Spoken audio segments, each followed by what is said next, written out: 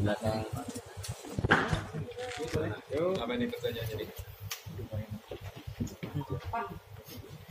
Pak, isu terkait politik sedikit Pak. Kemarin kan nama Mas Hasto sempat disebut ini seolah-olah menjadi penghalang antara Pak Prabowo dan juga Pak Jokowi. Nah, terkait dengan hal itu, apakah ada pesan juga dari Pak Jokowi ataupun juga dari Pak Prabowo terkait dengan nama Mas Hasto untuk diingatkan lewat jalur hukum?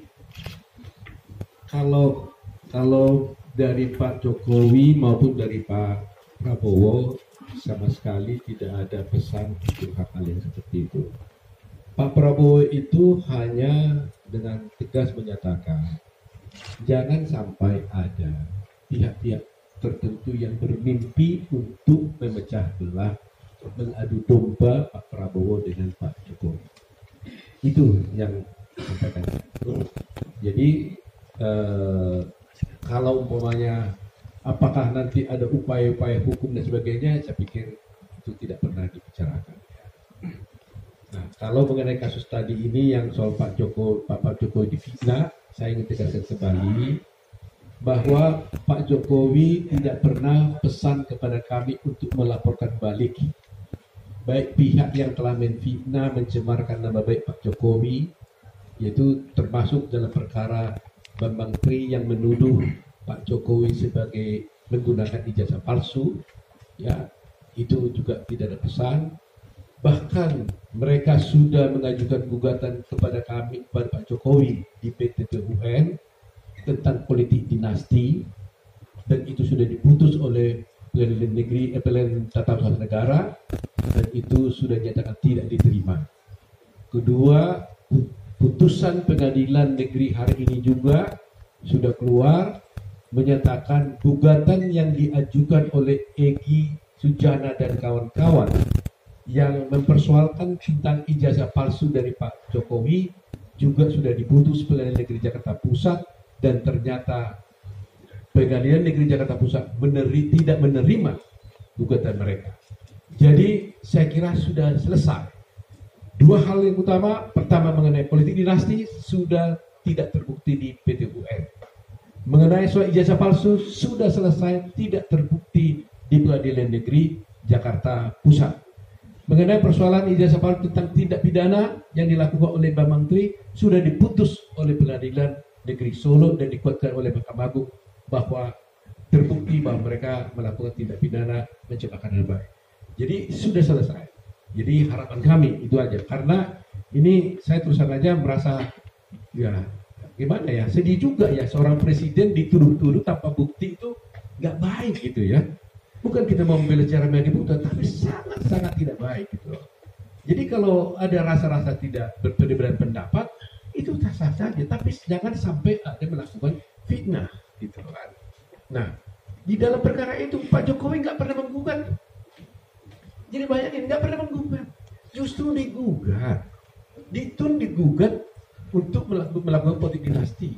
Di Pengadilan Negeri Jakarta Pusat digugat melakukan ijazah palsu.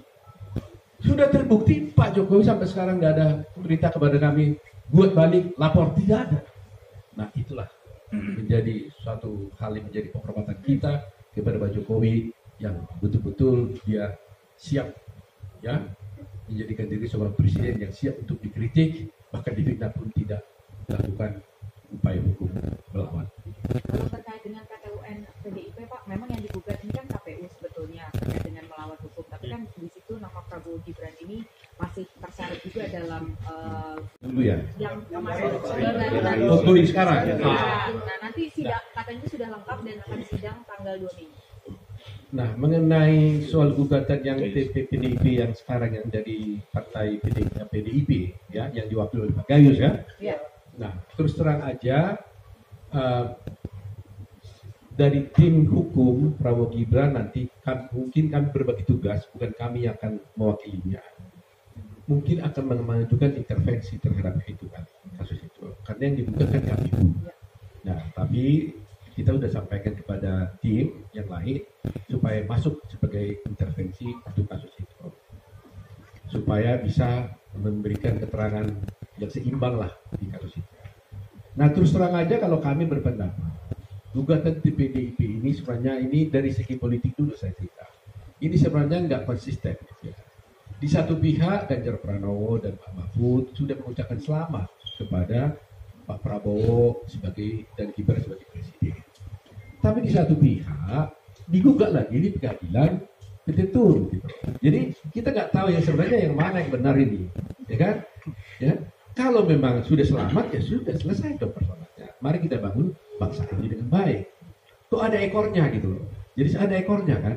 Jadi ekornya ada pengadilan gitu loh. Nah, tetapi itu kita harus hormati. Ya, kita sebagai tim hukum Prabowo Gibran menghormati. Ya, karena mereka ucap selamat kita terima dan mereka menggugat juga ya kita terima juga. Kita akan coba lihat. Gitu. Nah, dari segi hukum menurut kami gugatan itu sebenarnya sudah tidak tepat. Gitu. Karena bagaimana ya pengadilan TUN bisa menguji putusan MK? Ini kan dua lembaga yang terpisah. Kalau TUN, umpamanya PT TUN atau Mahkamah Agung menguji putusan daripada PT TUN yang di bawahnya, lembaga di bawahnya itu boleh-boleh saja.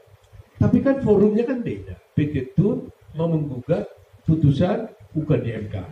Itu bagaimana? Nah, di dalam petitum mereka saya baca kemarin, mereka ingin lagi mengatakan agar keputusan KPU itu dibatalkan. Kira-kira begitu ya, persisnya. Ya, keputusan KPU itu dibatalkan. Kan ini tidak mungkin, kan ini sudah diuji di MK. Kan ini diuji. Nah, yang saya tahu, kalau sudah menyangkut soal keputusan KPU itu kan ranahnya undang-undang pemilu. Ya, kalau undang-undang pemilu, maka tentunya yang harus digugatnya itu melalui Bawaslu. Ya kan? Nah, kalau juga tetap juga paling tidak, kalau dia tidak melalui Bawaslu, ya masa langsung ke PT UN. Biasanya kalau ada pelanggaran, ya, maka harus dilakukan pengaduan ke Bawaslu. Kalau Bawaslu mereka tidak puas, bisa banding kepada TUN, Kantor Usaha Negara, ya PT TUN, gitu. Setelah itu nggak puas lagi di PT TUN, baru ke Mahkamah Agung. Nah ini tidak melalui Bawaslu, dia gugat kepada PT TUN, PT UN, gitu. PT TUN kan.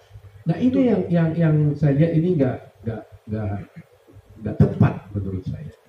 Ya, jadi saya yakin dan percaya bahwa biar bagaimanapun keputusan MK itu adalah keputusan yang final dan binding, sudah final dan mengikat semua pihak. Tinggal menunggu Pak Prabowo Gibran ditetapkan jadi dilantik menjadi presiden tahun bulan Oktober dan gugatan itu berjalan begitu saja, tapi akan kita lihat lagi. Jadi kemungkinan besar akan ditolak di PT UN ya Pak? Kalau saya memperhitungkan dari segi ilmu, ya, dari segi praktek di peradilan, saya kira paling tidak mungkin itu tidak diterima kalau tidak ditolak, ya kan? Perbedaannya ditolak dan tidak diterima itu begini. Kalau tidak diterima, secara formal tidak memenuhi syarat. Kalau ditolak, itu materi gugatan pokoknya yang ditolak. Nah, perhitungan saya nanti di akhir perkara, gugatannya itu akan tidak diterima karena menurut kami itu bukan ranahnya TUN. Ya, tapi seandainya pun masuk ke pokok perkara juga tidak bisa karena apa? Gini ya, mereka kan mempersoalkan pelanggaran. Nah sudah diuji oleh MK mengatakan pelanggaran itu tidak terbukti. Nah kalau begitu semuanya kan tidak habis-habis dong. Sudah diuji di Mahkamah Konstitusi pelanggarannya tidak terbukti, mau diuji lagi di PT UN bahwa pelanggarannya mau terbukti. Duh, kalau sana mengatakan terbukti, kacau dong negeri ini. Ya kan?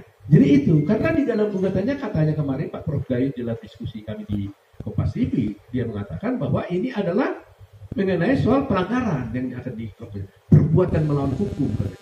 Nah, perbuatan melawan hukum ini, pelanggaran itu sudah diputus, sudah dipertimbangkan oleh MK. Jadi sudah final gitu. Hasilnya game is over.